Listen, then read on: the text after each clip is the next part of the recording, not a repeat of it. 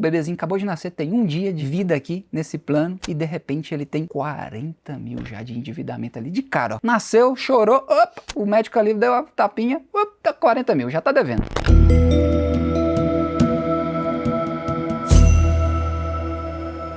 Olá, senhoras e senhores, hoje é aquele dia que você vê ali o céu de brigadeiro, mas você já tá vendo ali a famosa nuvem de tempestade, a cumulonimbus. Para você que é um meteorologista e gosta ali de saber esse detalhe, estamos aqui com uma bomba do mercado de renda fixa, que pode ser aí a próxima grande tempestade, que é nada mais que o título de dívida total, global do mercado. Será que azedou? Será que vem tempestade? Será que a gente está naquele preâmbulo ali de possibilidade de ter uma grande tempestade? Mas é claro, você sabe aqui que a gente sempre gosta de usar ali aquela famosa analogia. Imagina você que tem aquele cartão de crédito maroto, todo mundo aqui tem, eu tenho, Lucão tem, e você tá com aquele cartão, ó, o Lucão falou que tem até 2, se brincar tem até mais uns 3 aí também que ele tá utilizando. Imagina um cartão de crédito que você tem ali aquela fatura marota que você paga todo mês e de repente você só começa a pagar o mínimo, começa só a pagar o mínimo, a dívida vai crescendo,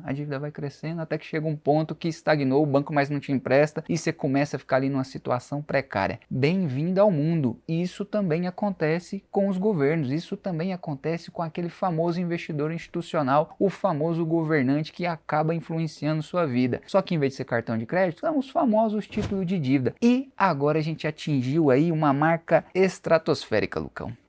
Em 2025, eu não sei nem como falar esse número aqui, atingimos 324 trilhões de dólares em endividamento. O maior endividamento desde que a gente conhece aí por pessoa. Mas você já sabe, você está aqui no canal da UVP Capital, está aqui no seu programa de referência para alocação no exterior, que é Conexão Capital, e você já deve ter deixado o joinha e feito a inscrição. É claro, se fizer sentido para você, porque aqui a gente é uma democracia. Se você acha que faz sentido, já deixa aquele like e a inscrição, porque eu tenho uma aposta com o Lucão, eu tenho uma aposta com o Luiz, e eu falei que vai chegar nos 100 mil até novembro. O Lucão falou, é outubro. E o Luiz, ele é mais audacioso, ele falou, até o final de setembro. Eu quero aí então que você deixe essa aposta aí pra gente. Quando que vai ser que a gente vai bater aí esses 100 mil de inscritos? Porque eu gosto de bater a meta. E eu quero aí tanto o Lucão como o Luiz que ganhem. Vamos que vamos, né não, Lucão? Vambora. Bora que bora. Bom, antes de mais nada, a gente falar desse assunto, dívida global aí chegou no nível estratosférico. É claro, sempre tem aqueles nomes de referência que já começaram a alertar isso aí já faz um tempo. Primeiramente, o nosso querido Ray Dalio, não poderia faltar. Ele já alertou aí algumas vezes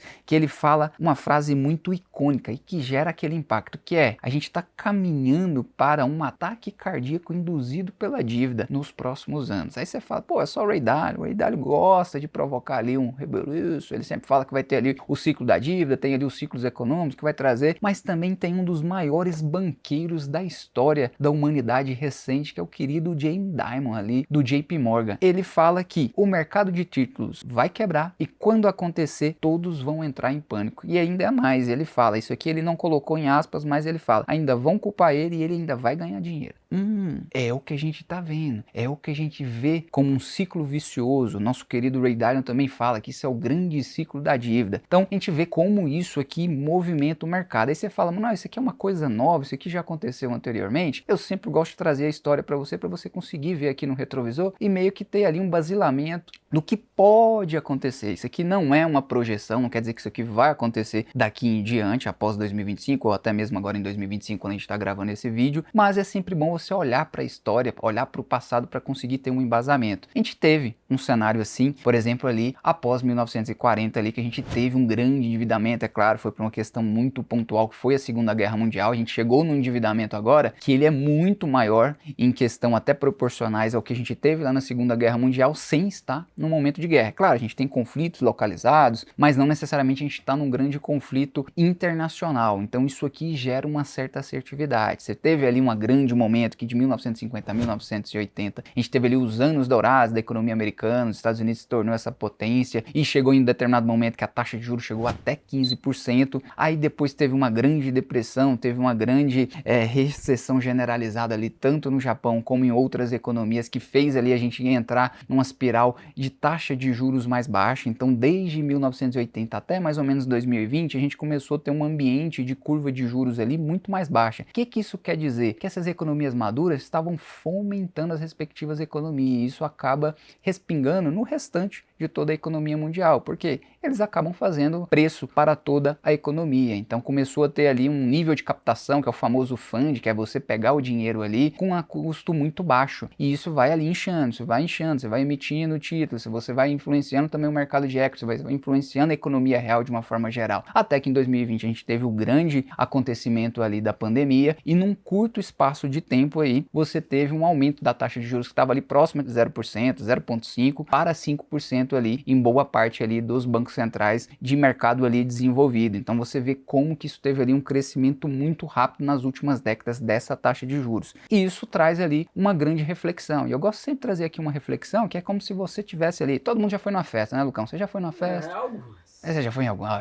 O Lucão, é o cara boêmio, é o cara que conhece. Mas calma aí, que você aí que tá do outro lado, que é a nossa querida cônjuge do Lucão, fica tranquilo, ele já mudou de vida. Ele não tá mais nessa vida. Parei. Mas o ciclo de festa ali é nada mais que ali no primeiro momento, quando você entra numa festa, todo mundo tá bebendo, todo mundo tá se divertindo, todo mundo tá sorrindo. Isso dentro do mercado é nada mais que o crédito barato. Depois vem, ali já começa a vir a ressaca, você já começa a ficar tonto, você já começa a ver, opa, essa mesa parece que não tava aqui, isso aqui parece que tá girando mais do que deveria. É o endividamento subindo, E aí, chega que no fim, você já dá aquele vexame e ainda você tem que pagar a conta. Aí você viu que você bebeu demais e a conta no bar lá tá altíssima. É o famoso juro altos ali com a inflação. É um cenário aqui que a gente pode estar visualizando, isso aqui já vem numa sequência, o que eu trouxe para você aqui, só que num movimento mais amplo, de décadas. Então a gente acaba vendo esse problema se alastrando aí ao longo das últimas décadas, e a gente consegue fazer aí um resumo. É claro, é muito mais complexo que isso, mas quis trazer aqui para você uma analogia para a gente ficar mais familiar. Bom, a gente chegou nessa marca incrível do tamanho do problema que a gente tem hoje para lidar, que é a dívida global. 324 trilhões de dólares em 2025. É grana, viu? É como se tivesse aquele caminhão ali que tá subindo aquela serra, tá lotado ali, tá mais do que a capacidade, e de repente ele tem que parar. Aí você pergunta, será que o freio vai segurar? Será que esse caminhão vai voltar? Será que ele vai me atingir? É o momento que a gente tem. Só para você ter uma ideia de quão endividado é como se hoje a gente pegasse uma pessoa, cada pessoa no planeta, seja ela um recém-nascido ou já um idoso ali, já chegando mais próximo de fazer a passagem, ele tem aí 40 mil dólares e dívida. O bebezinho acabou de nascer, tem um dia de vida aqui nesse plano e de repente ele tem 40 mil já de endividamento ali de cara, ó. Nasceu, chorou, o médico ali deu uma tapinha, tá 40 mil, já tá devendo. É o que a gente tem aqui hoje. Basicamente isso aqui é um cenário preocupante. Aí você fala, Manuel, mas todas as economias estão assim? De forma geral, tem uma ou outra que está um pouco melhor, mas de forma geral, se for pegar ali as economias, na média, a gente tem ali quase todas ali caminhando para uma média de 110% do endividamento em relação ao seu PIB, que é nada mais ali o que você produz internamente ali de forma bruta ao longo do ano. Então a gente vê aí uma situação um pouco preocupante para ser aquela pessoa aqui que não quero trazer também tanta tempestade, tanto problema para você. O recorde é do Japão, que tem 235% ali de endividamento em relação ao seu PIB, mas os Estados Unidos é o que mais deixa a gente preocupante. Chegou à marca icônica de 37 trilhões de endividamento em dólar, agora em 2025. Tem ali um déficit anual muito acima do que era necessário, 6% do PIB ali em média, muito acima da meta que tem ali do secretário do Tesouro, que é o Scott Bessent, sobre esse novo governante agora que é o Donald Trump, com toda a sua equipe financeira. Então a gente tem uma situação muito preocupante. Vamos aqui fazer um exemplo para você aqui dentro do seu orçamento financeiro. É como se você ganhasse ali 10 mil por mês, certeza ali, você sempre está ganhando esses 10 mil, só que você está gastando 11 mil. Então você sempre está ficando todo mês deficitário ali 1 mil. Só que chega a um ponto que essa dívida vai aumentando, que você não está pagando mais o principal da dívida. Você está pagando só os juros. É basicamente que o seu orçamento está indo só para pagar os juros e aquela dívida nunca encolhe, ela nunca reduz. É uma situação que a gente está vendo aqui. E essa tempestade, ela dá sinais. Ela não é uma tempestade que vai começar a dar sinais para você, tanto nos títulos públicos, como também nos títulos corporativos e até ETFs que replicam esse mercado de renda fixa aí de endividamento, que é o que a gente não vê ali, que é o famoso famoso patinho feio. Por exemplo, só para você pegar aqui, para você ter uma ideia, dos títulos austríacos ali que são considerados perenes, estáveis, aqueles ali que tem alguns que têm um vencimento de 100 anos, desde 2020 eles perderam aí cerca de 75% do seu valor. Isso aqui é uma marcação a mercado bem expressiva, é como se você comprasse um imóvel, um apartamento por 1 milhão e depois de 5 anos você descobre que ele está valendo só 250 mil. Imagina se isso acontece com você. Você iria provavelmente entrar em loucura. Outro que é muito importante aqui também você visualizar, o TLT, que é um ETF que faz ali a alocação mais ou menos em títulos com vencimento acima de 20 anos ali, que são os famosos treasuries ali, que são os bonds voltados ali para o mercado de títulos de dívida dos Estados Unidos. Eles têm ali um vencimento variado, desde vencimentos curtos até de vencimentos alongados, acima de 10, 20, 30 anos, até 30 anos geralmente. Esse TLT, ele tem uma carteira ali que é como se ele fosse aqui para trazer para nossa analogia aqui dentro do mercado brasileiro, como se fosse uma NTB de longo prazo. Desde 2020, nos últimos 5 anos, ele teve aí uma desvalorização, ou seja, ele teve uma marcação a mercado negativa de quase aí 50%. Na data que eu peguei aqui, que eu tô mostrando aqui para vocês na tela, que deve estar aparecendo aqui, na data que eu coletei a informação, que foi ali em 5 de setembro, a gente teve ali uma desvalorização de 46%, considerando aí os últimos 5 anos. Então você vê como isso aqui dá sinais que a gente está ali no momento de alternância. Um outro ponto aqui também que serve de reflexão para a gente. No momento que a gente está fazendo a gravação desse vídeo, a gente tem indicativo que as próximas 3 reuniões ali do Fed, que terão ali a publicação, a probabilidade é que vai começar a ter a redução da taxa de juros básica dos Estados Unidos, que é o Fed ali junto com o FONC que acaba fazendo essa decisão. Só que esse indicativo não está gerando redução da taxa mais longa, que é geralmente acima de 30 anos, que faz ali o parâmetro para todo o sistema de endividamento do mercado financeiro. Então você vê ali, como está aqui mostrando na tela para vocês, títulos dos Estados Unidos, título do Reino Unido, título do Canadá, do Japão, da Alemanha, da Suíça, da Austrália e da Nova Zelândia, que são economias ali fortes e perenes, estão numa tendência de alongamento da sua curva de juros, ou seja, as taxas mais longas ali dos títulos acima de 30 anos de vencimento, em vez de estar reduzindo com esse indicativo do Fed, está dando um indicativo de subida. Isso quer dizer que eles não estão acreditando na questão do endividamento está resolvido, a gente pode ter um problema de calote. Não estou dizendo que isso aqui vai acontecer, mas pode ser que isso aqui aconteça. Outro sinal, porque aqui a gente não gosta de mostrar somente um sinal para te induzir, a gente gosta de mostrar um conjunto de sinais para você tomar a sua própria decisão. Perda de confiança. A gente tem aqui uma perda de confiança clara que desde 1996 a gente começa a ver agora os bancos centrais terem maior posição em ouro do que treasuries, porque só para você ter uma ideia, os treasuries são ali os títulos públicos dos Estados Unidos e geralmente os respectivos bancos centrais fora do ambiente americano acaba tendo ali dentro das suas reservas boa posição nesses títulos públicos americanos. Só que agora está se invertendo. Estão indo mais para um lastro em ouro do que necessariamente na moeda americana que é o dólar, devido a essa falta de confiança, esse problema do déficit americano, esse problema do endividamento alto e de curto prazo. Dentro de 4 anos aí os Estados Unidos precisa aí meio que financiar boa parte da sua dívida. Isso aqui pode gerar ali uma grande aversão ao risco dentro do mercado de títulos que sempre foi considerado ali meio que seguro, principalmente títulos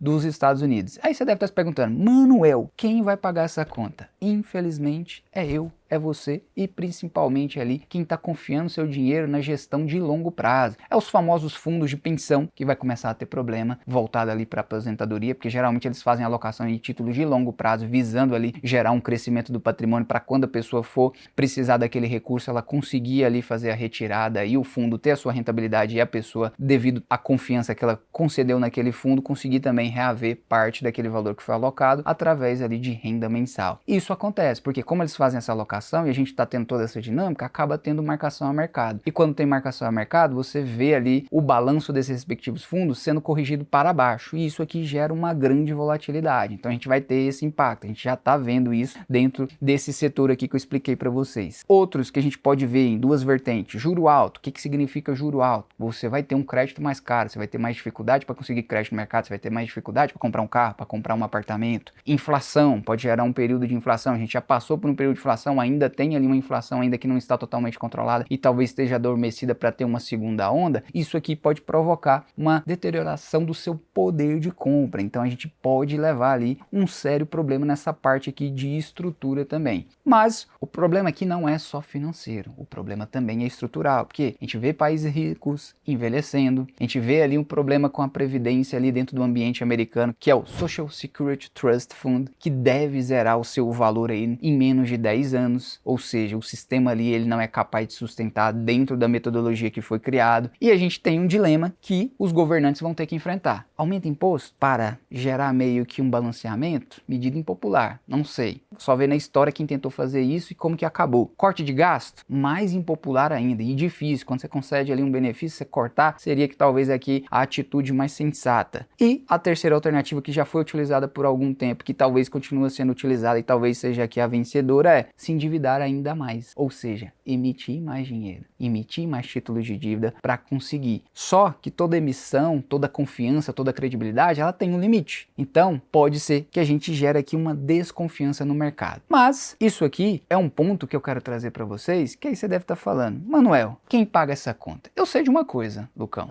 Fala comigo. Quem não vai pagar a conta é você. Sabe por que você não vai pagar a conta? Primeiro, você vai vir para o VP Escola, você vai aprender ali como fazer a gestão da sua carteira. Então, se você não quer pagar a conta, vem para o VP Escola que você vai conseguir ali até aquele molejo, vai conseguir saber fazer a alocação do seu portfólio, seja em renda fixa, seja na parte de equity, tanto em ambiente brasileiro como em ambiente internacional, tanto em investimentos alternativos, como também a parte de cripto e mais ainda. Se você quer ainda então um aprofundamento e ter todas essas nuances de forma constante, aí temos aí a VP Consultoria. A gente baixou agora o portão ali de entrada, antes era 500 mil, a gente baixou para 300 mil, e se você tem 300 mil ali já alocado e uma capacidade de aporte de pelo menos 5 mil, pô, a consultoria aqui está de braços abertos e vamos aí estar muito, mas muito aí disponível para estar fazendo o atendimento. É claro, tem toda uma fila ali de atendimento, então eu peço paciência para você nesse primeiro momento, mas quando você for atendido, aí você pode ter certeza que o time é fera, tem qualidade ali na hora de fazer o atendimento, perfeito?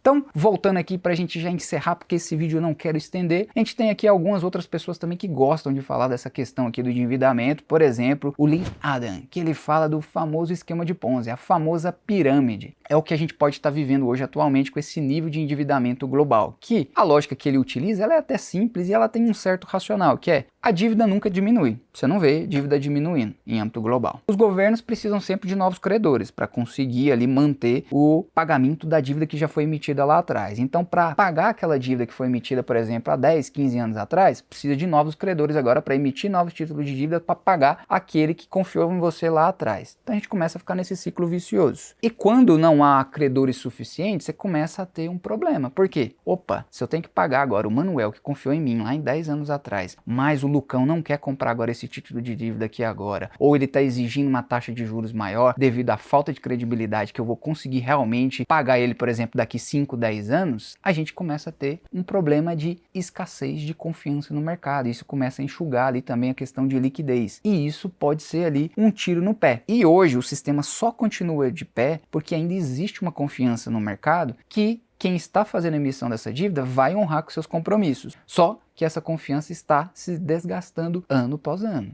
evento após evento, ingerência política, ingerência governamental através de ingerência governamental. Então, a gente acaba tendo aqui um ciclo da pirâmide, que isso pode gerar aí uma grande terremoto aí no mercado. Aí você fala, Manuel, beleza, sei de todos esses problemas, qual que é o refúgio nesse momento aí de tempestade? Qual que é o abrigo ali que eu posso procurar? Qual que é o bunker? Geralmente, historicamente, isso está mostrando de novo, você vê aqui que geralmente essas moedas fiduciárias, elas não são tão fortes. O dólar até tem ali um poder, mas também está mostrando depreciação. Mas geralmente você vê ali ativos que são testados ao longo dos últimos séculos, como o ouro, por exemplo, está com valuation aí, ou com apreciação de mais de 35% em 2025, prata 39%, você vê até o próprio Bitcoin, não sou um grande conhecedor de todo o esquema ali do Bitcoin por trás, da estrutura, aí eu fico sempre a orientação, se você desejar, tá aparecendo aqui para você ir pro link de quem é especialista, nosso querido Eduardo, que fala lá no canal dele, no canal Investidor Cripto Sardinha, tinha para essa parte ali de alocação em cripto. Mas o Bitcoin, por ser essa moeda pioneira que pode ser talvez esse ouro digital, ele também tem essa ascensão nesses momentos aí de volatilidade. Por ele ter uma emissão limitada e não ter uma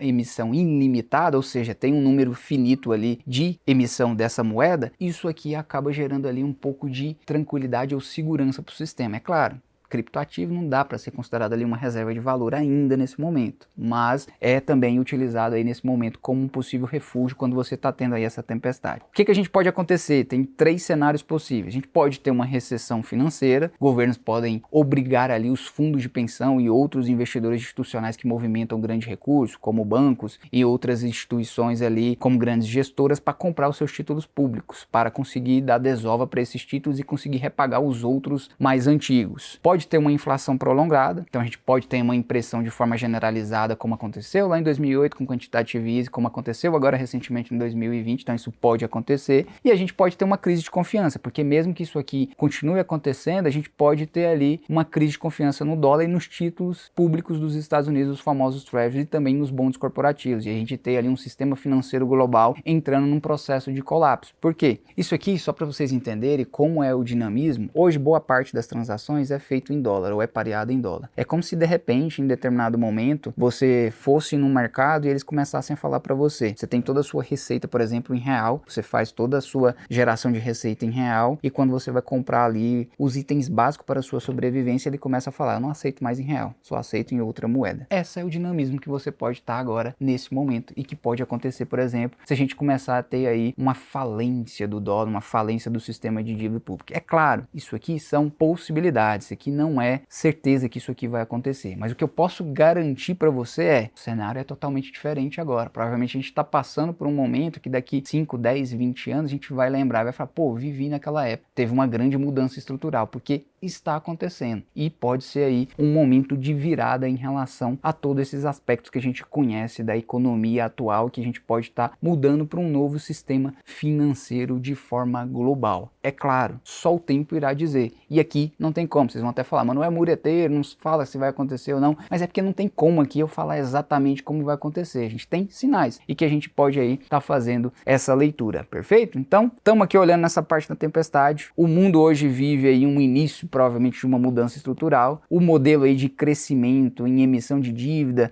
de endividamento crescente chegou a um certo limite, provavelmente talvez esse limite pode ser esticado um pouco mais, mas de forma geral você vê que chegou num certo limite, a gente não consegue fazer um nível de endividamento muito maior do que a gente já está, sem afetar o nível de sustentabilidade da economia de forma geral. Então a mensagem que eu tenho aqui para trazer para vocês é, assim como uma família precisa fazer a revisão do seu orçamento quando ela extrapola, sua receita ali não é o suficiente para cobrir os seus gastos, ou seja, os seus gastos são muito maiores do que a sua receita e você precisa ali fazer um reset e começar a fazer ali um saneamento das suas contas, provavelmente a gente vai começar a ver isso também dentro do sistema, só que dentro de ambiente de governo. E aqui não tem o que falar. Quem vai pagar essa conta se isso aqui realmente acontecer é você, é eu, é o Lucão, somos todos nós. Não tem. O que a gente tem que preparar é sempre aquele portfólio para qualquer tempestade, como o nosso querido Ray Dalio já nos ensinou, e nunca está exposto ao risco de ruína, perfeito? Mais uma vez, muito obrigado por estar aqui na Conexão Capital e principalmente na UVP Capital. Conto contigo. Tchau, tchau.